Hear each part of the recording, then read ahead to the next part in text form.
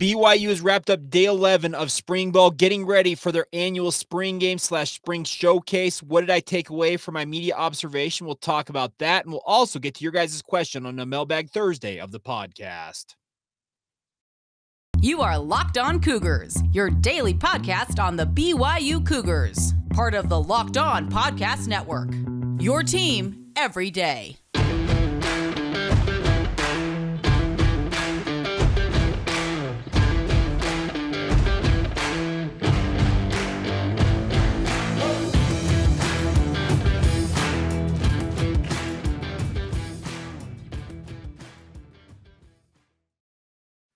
What's up, everybody? I'm Jake Hatch, your host here on Locked On Cougars, your resident BYU insider. Thank you for making Locked On Cougars your first listen of the day. We're very proud to be part of the Locked On Podcast Network. The motto is your team every day, and as such, this is your only daily podcast focused on the BYU Cougars. Happy MLB opening day to all of you. For watching this on YouTube, you can see I'm supporting my Seattle Mariners. Made the playoffs last year, ending just absolutely incredible 20-plus year streak of not making the playoffs. Hopefully they can go a little further this year, but hope you guys are having a fantastic opening day. I don't proclaim to be the most incredible or diehard baseball fan, but I do have my team, and I will be supporting them here on opening day. All right, let's dive right in on today's show. BYU had their 11th of 15 practices yesterday in Provo. Pretty light day, as Kalani Sitake noted that Tuesday, BYU actually scrimmaged, went 95 plays, is what Coach Sitake said. All quarterbacks outside of Keaton Slovis were made live in that scrimmage, and he said that the work they got done was pretty good.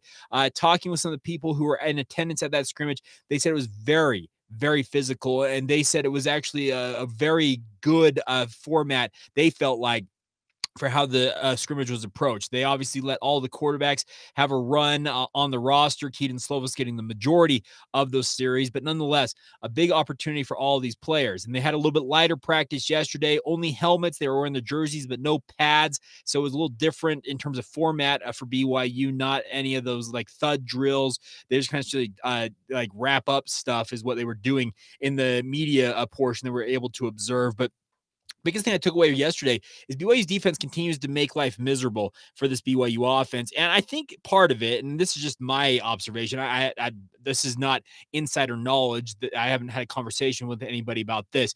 I am thinking that some of the shuffle that BYU is doing along their offensive line is maybe leading to some of the issues with the defense winning reps on the interior of the defensive line in particular.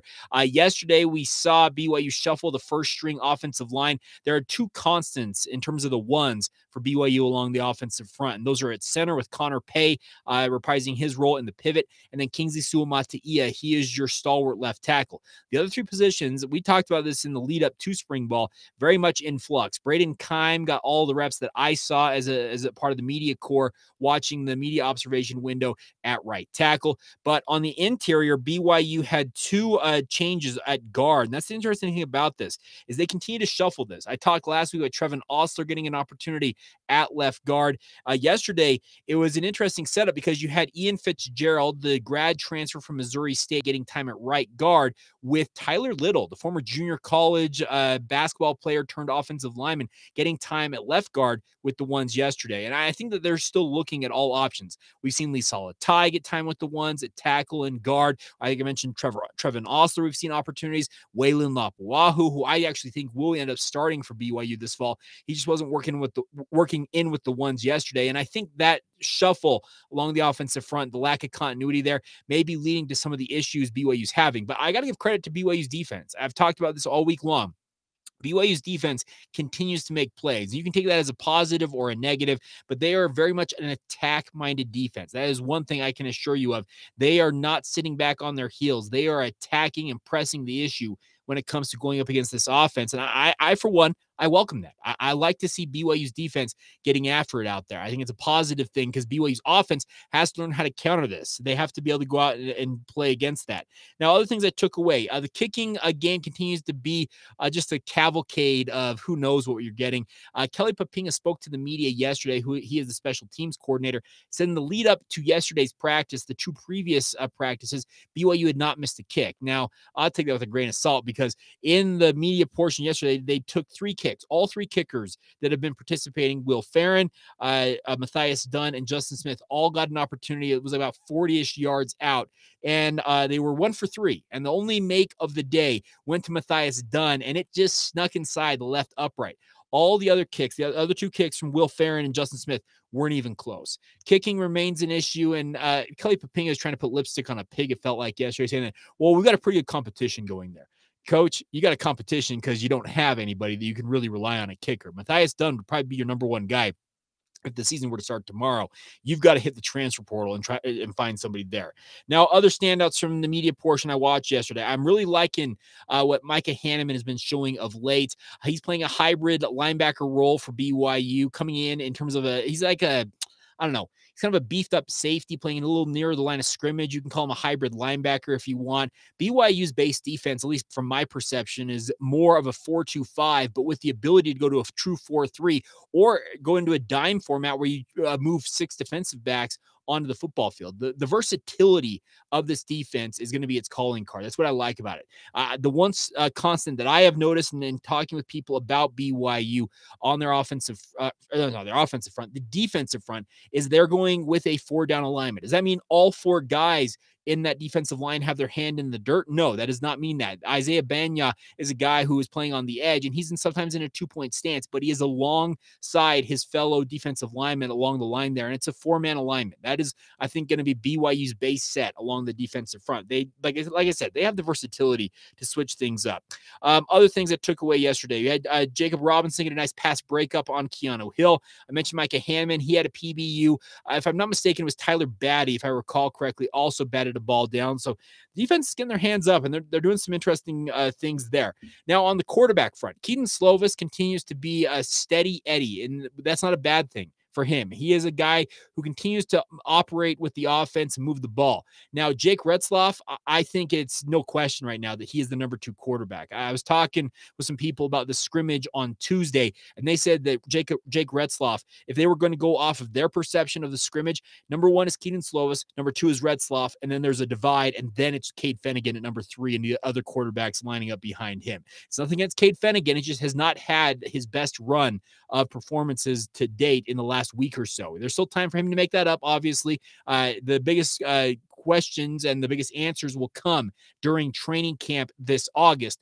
But I'm really impressed with Jake Retzloff. He had a fantastic sidearm throw. Some of you saw the one from the scrimmage that he threw to Anthony Olson. Incredible catch, by the way, from Anthony Olson. But he had another one in yesterday's practice during the media observation window where he just essentially said, you know what, I got to get this pass out. He had a defender bearing down on him, and he just kind of went submarine and kind of sidearmed it and put a lot of sizzle on it. The pass got there in a hurry. That's the other thing about Keaton Slovis, by the way, is he has got a rocket for an arm. When he really wants to rev it up, he can absolutely fire it in there. He had a bullet pass. He was a little bit on the run, trying to get it out to the sideline where Isaac Rex was alone along the sideline, and he just fired a pass, and it had some mustard on it. Isaac Rex, luckily, had those soft hands, kind of had to almost like, I don't know, double catch it in a way, had to like kind of tap it to slow it down and then secure the catch.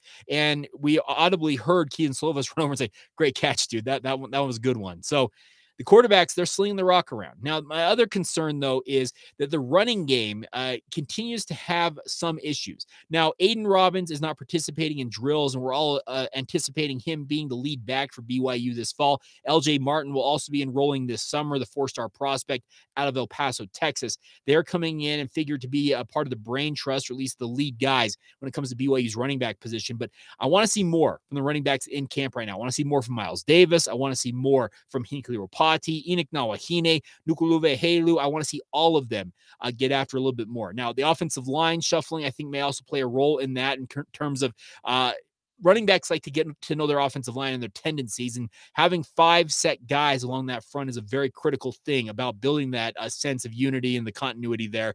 We'll see what happens. So overall, I thought it was a pretty successful couple of days for BYU on practice based on the conversations I had with folks around the program about the scrimmage on Tuesday. Kalani Sitake said he was pleased with how things went for BYU. One final note here. Okay, one other thing before I move along here. Some of you asked about some of the younger players in terms of guys that you want to know about. I believe Yes, about guys like Isaiah Moa, Micah Wilson, Bodie Schoonover. What I am told is that Ice Moa is essentially on the second string right now with the defensive line. Bodie Schoonover and Micah Wilson are kind of with the threes. They're kind of in that third unit right now, if that matters to you. Michael Daly's also got some people have asked about. I've heard that he is doing some things, but he's also been slowed up by some lingering injury concerns. So they're not considered to be long-term. That's the positive news based on what I was told, but those are some of the guys to keep an eye on. Well, I guess you guys have been asking for me to find out about in terms of the youngsters playing for BYU. But the other thing about this, let me also add one thing about this about spring. If I haven't reiterated this enough, maybe I haven't, but the biggest thing about spring is it's a time for experimentation. There are going to be things that BYU has been trying in spring ball that will never see the light of day when it comes to a game coming up in September, October, or November of this fall. There just simply won't things. They're throwing some stuff at the wall, seeing what sticks, seeing what works, see if it's effective, and they may bring it back around. There's other stuff that's going to just get balled up into a ball, speaking of a piece of paper, tossed over into the wastebasket, and on you go. So I came away saying that I think the defense probably won the day, at least in the media observation window once again yesterday, but that doesn't mean the offense isn't having their moments, especially in the passing game. That's the nice part about this. Guys like Keanu Hill, Chase Roberts, that continue to be very, very good wide receivers. Cannot wait to see Cody Epps finally retake the field.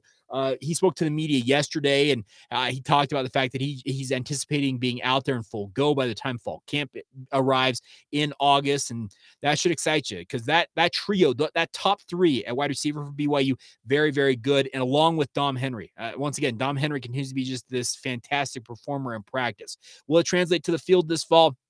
We'll find out, but I'm intrigued, at least by the pieces BYU's got right now. Now, looking forward to seeing a number of you if you guys are going to make the trek out to Lavelle Edwards Stadium tomorrow afternoon and evening for BYU scrimmage slash alumni game. If you guys are there, I'll be sure to mention, find a way on social media, I guess, to get the word out.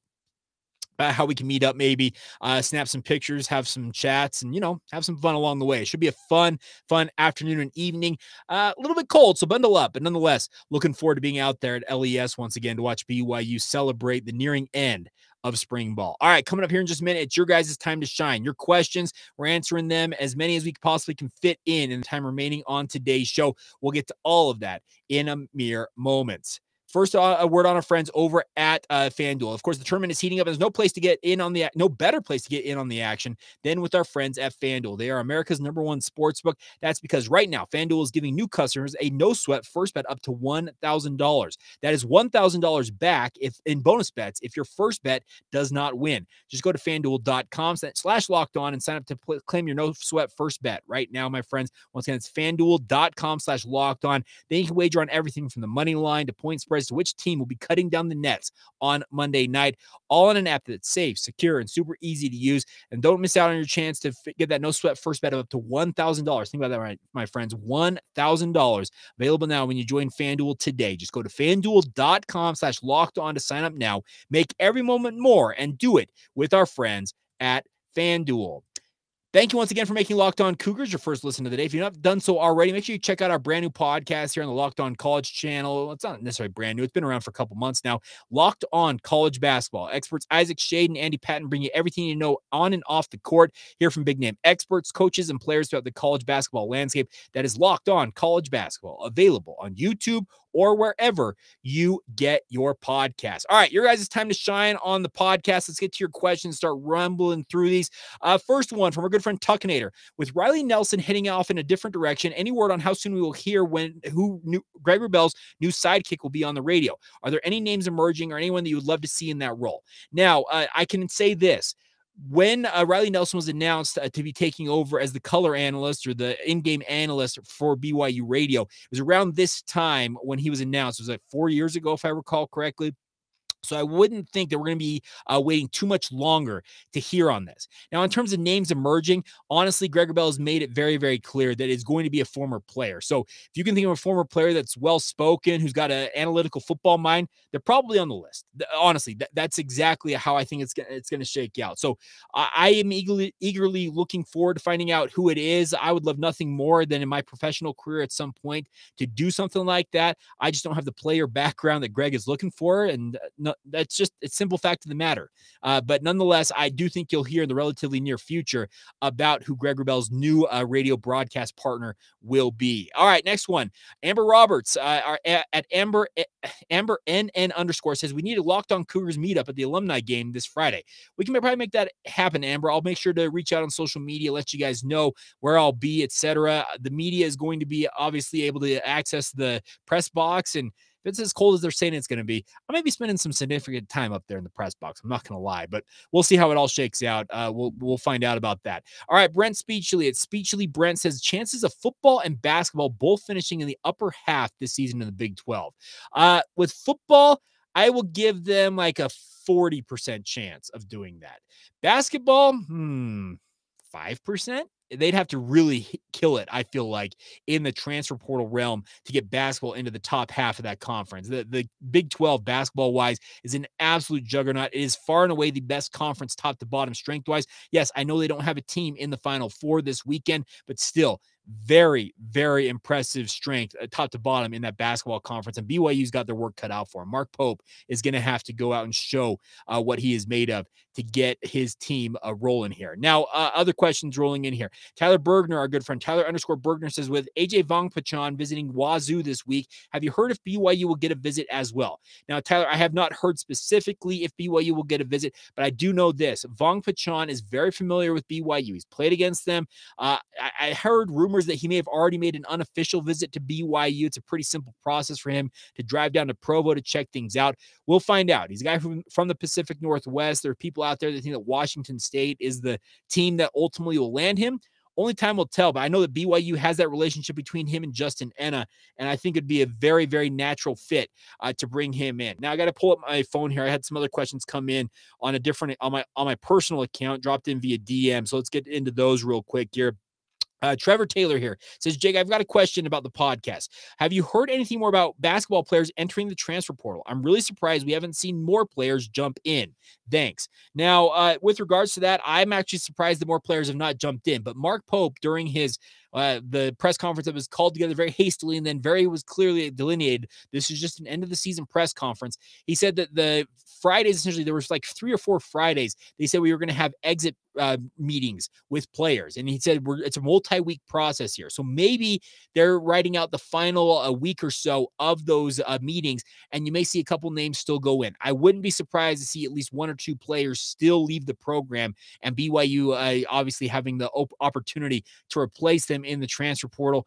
But only time will tell. I'm anticipating more of it, Trevor, and I'm like you. I'm frankly stunned that has not happened quite yet. All right, other questions coming in here. If I can find it right away. Apparently, no, there it is. Okay, Mark Sanders says, Jake, I love listening to your show. I listen every day while I'm exercising. Well, Mark, you're my inspiration. I need to be exercising more too. But nonetheless, knowing that Arkansas will probably be our first real test, speaking of BYU this year, what, if anything, have you heard about what their prospects are this year, or about how they're doing in spring ball?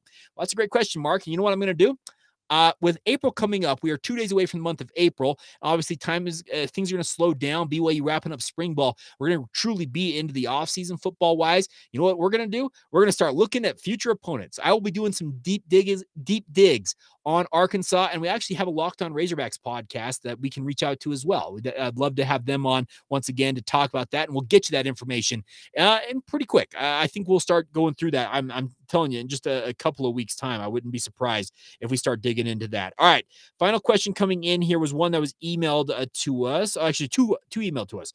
Jordan Kennard, obviously one of our longtime listeners, says, my question is, we keep hearing that BYU is going to search hard in the transfer portal for some additional wide receivers. Have you heard by chance who the team is eyeing as potential players to go after if they enter the transfer portal, or if any players they have interest are from the junior college ranks? Or is it more that they just have to wait until who they see is entering the transfer portal and hope they can find good wide receivers? Again, thank you for all you do. My dad and I are trying to go to the football scrimmage on Friday. If we are able to go, hope we will be able to see you there. Sincerely, Jordan Kennard. Well, Jordan, hope to see you there as well. Now, with regards to the transfer portal and wide receivers, honestly, I think it's a waiting game for BYU. I think they have an idea of guys who may enter the portal, but truthfully, they don't necessarily know until those guys ultimately make that decision and put their name into the portal. I know that seems way too simplistic, but it really goes down that way. You kind of see a name pop up, you're like, oh, we're interested in that guy. You can reach out and start talking to them. And I'll be honest, there is tampering going on. Obviously, we already know about this.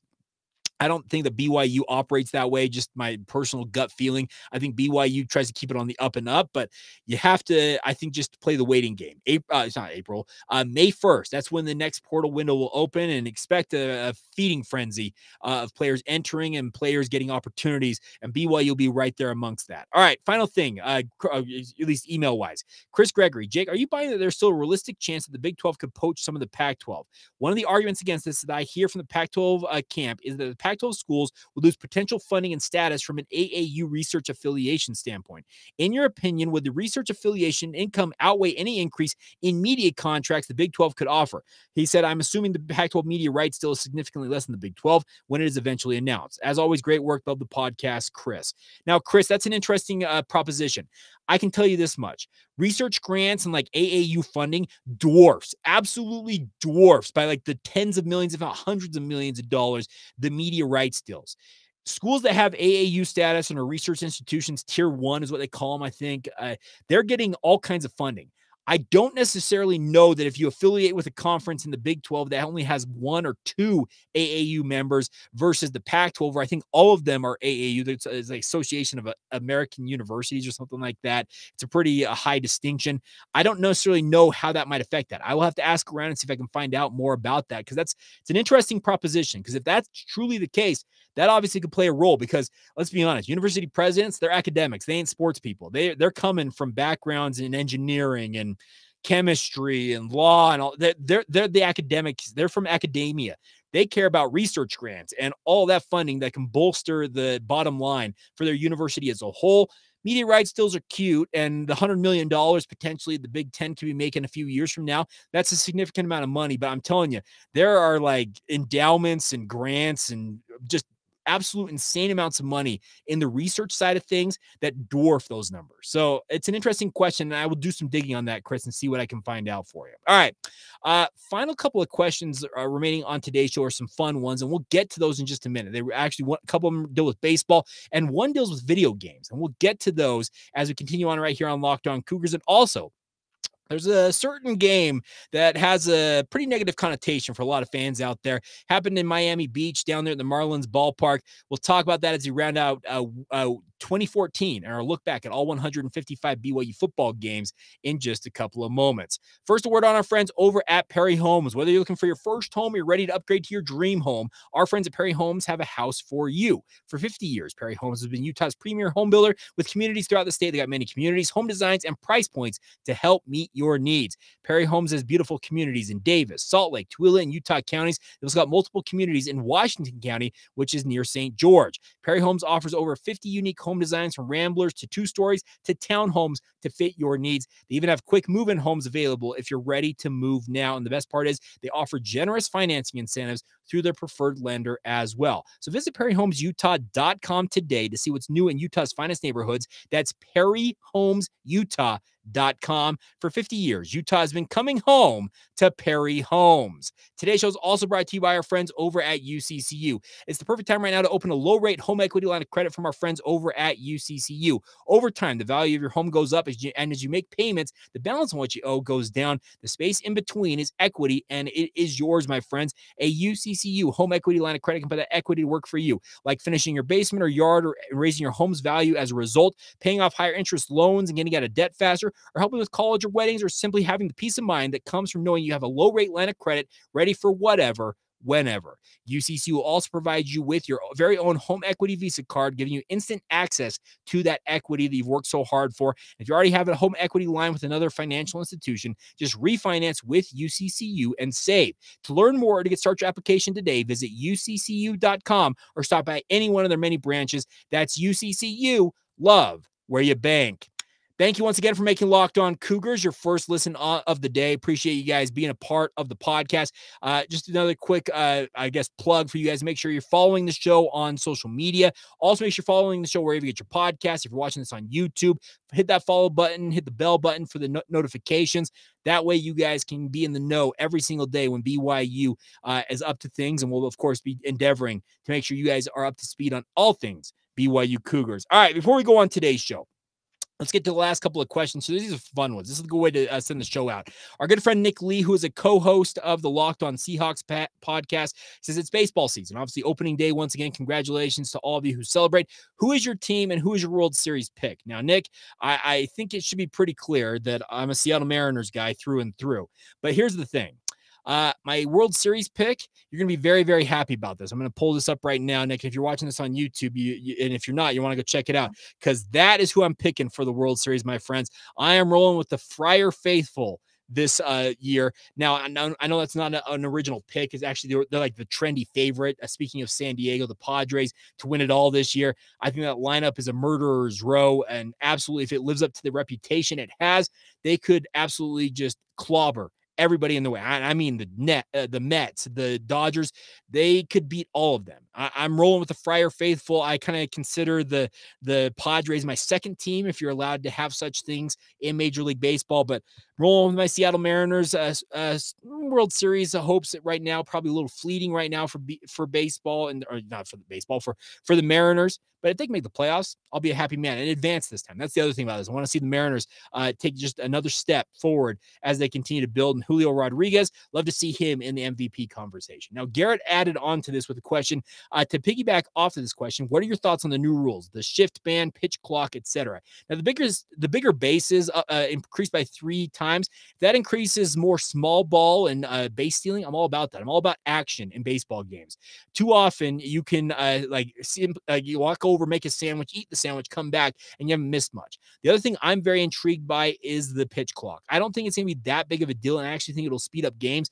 Spring training, the indication is it's 20 plus minutes faster in the early running in spring training. We'll see how it goes with today kicking things off on opening day. And obviously I'm expecting some balls to be called on, and strikes also called, because you can get a ball if you're a pitcher who takes too long, and a batter also can get a strike for their part of things. I like that. The banning the shift is a total move to get more offense into the game. I don't necessarily think it's right for MLB to go out there and tell their teams how to operate or tell them how to line up. But hey, they want to increase offense. That's what the NBA, that's what the MLB, NFL have done. They've altered their rules to get more offense and make it more exciting for the fan. Well, Major League Baseball is trying to do that as well and recapture some of its glory as well. Final question goes to our good friend Landon Sorensen at Shell at 5792. I think that's how you pronounce it, Landon. If not, correct me. It says, what's your favorite video game and why is it Roller Coaster Tycoon? Now, Landon, I can pretty safely say I have maybe played Roller Coaster Tycoon 1 or 2 times, and we're talking way back in the yesteryears of the internet. I haven't played much of Roller Coaster Tycoon. My favorite video game far and away is NCAA football. I am pining for the day that the new version of NCAA football drops. Folks, I'll tell you this. This is a kind of a funny story. I've told it to multiple people. I may have said it on this podcast before. I bought a PS5 for myself for Christmas. Yeah, I treated myself. Treat yourself, if you know that reference. Heads up to you guys, but I bought myself a PS5 with the thought that the reporting at the time was the new NCAA football was coming out this summer. Well, I was okay. I'm going to get ahead of that. I've got an opportunity here to buy it, so I bought it, and then literally the day after I ordered my PS5, you know what came out? Matt Brown from Extra Point saying that, hey, by the way, the NCAA football new video game is going to be delayed by a full year. So, folks, I have been playing some Madden. I've been playing Ragnarok, God of War, Ragnarok. It's an interesting game. To make up for the time. But I cannot, I'm serious. I cannot wait for the day that NCAA football returns to my life. And I, for one, I am looking forward to a year plus from now when that drops. And I might very well be in line at midnight to buy a copy or just download it. I guess you can do that now via the internet. But nonetheless, cannot wait for that. All right, final notes before we go on today's show as we finish out the 2014 season in our look back at all 155 BYU football games with a really wild game. BYU was invited at 8-4 to participate in the inaugural Miami Beach Bowl. Now, this game was being held in the Miami Marlins home field with that stupid fish sculpture thing they have since taken out. But they were playing that game there. It was a chippy game throughout. Memphis ended up winning 55-48 in overtime. Christian Stewart had a pass intercepted that sealed the win for Memphis. Memphis had their home fans behind the BYU bench, and their players as you would expect, went over to absolutely just go have, not absolutely, but to go have fun with their fans in the stands. Well, here's the thing. BYU had been a pretty chippy game, shoving and pushing and stuff going back and forth. Christian Stewart and Paxton Lynch didn't have the finest games in terms of their overall stat lines. Both of them had 3 interceptions apiece in this game, but nonetheless, BYU feeling pretty down about themselves. Well, it devolved, and some of the Memphis players took it maybe a touch too far, started talking some trash, and then a brawl broke out. Absolutely crazy stuff. There was a Memphis player swinging a helmet at BYU players. We all know that infamous picture or video of Kai Nakua going up and punching a guy in the back of the head. He had thought the guy was the one who sucker punched him. You remember Kai had that cut underneath his eye in that brawl. Emotions spilled over. There were multiple BYU football players. I don't know if I'm breaking too many confidences here that were suspended for this game because they were out partying on South Beach the night before the game, or at least in the lead up to that game. There were a number of players who were suspended for breaking curfew rules. So it was just crazy times in South Beach for BYU. Paxton Lynch had 7 touchdowns total, 4 of them passing, if I recall correctly. Yeah, 4 of them passing, also ran in for 3 more, 7 total touchdowns to lead Memphis to that win. But this game completely marred. It was a back and forth affair, but it was completely marred by that brawl after the game. Nobody came out looking good. Like I said, there's that Memphis player swinging a helmet. That's just a horrific look. Kai Nakua has made headline after headline with that punch to the back of the guy's head, a sucker punch, and just an awful situation. And by the way, I put a lot of the blame for that devolving the way it did. Why in the world would you put BYU's bench in front of Memphis fans and vice versa? The setup wasn't ideal. They learned lessons from it, obviously, and tried to rectify things, but it just absolutely marred what was an incredible game. And it didn't need to go that way. And I know that BYU is feeling down about themselves. I think that was actually maybe the game also. If you recall, there's a GIF out there of a BYU player grabbing a flag of an opposing team. I think it was a Memphis flag, if I recall correctly, walking off that field. BYU is feeling pretty down about themselves because they felt like they deserved to win that game. And obviously it didn't come to fruition, but crazy game. And obviously finishing out the season, BYU slump to an 8-5 record. Would have had a really different feel at 9-4 versus 8-5. But as we will kick off the 2015 season tomorrow, Taysom Hill is back. Hope springs eternal when it comes to Taysom Hill and his runs at quarterback at BYU. How long was it going to last? Well, we'll talk about 2015 and the start of that season on tomorrow's podcast. So that's going to do it for today's show. A little over time, as we typically try to keep this under 30 minutes, but nonetheless, thank you for making us your first listen of the day. Hope you guys are all doing fantastic. Thank you for your support of the podcast. Go make your second listen. Our friends over at the Locked On Big 12 podcast. Get caught up on all things Big 12 with Josh Neighbors every single day. Get that available on YouTube or wherever you get your podcast. So until tomorrow, my friends, have a great rest of your day. This has been the Locked On Cougars podcast. See ya.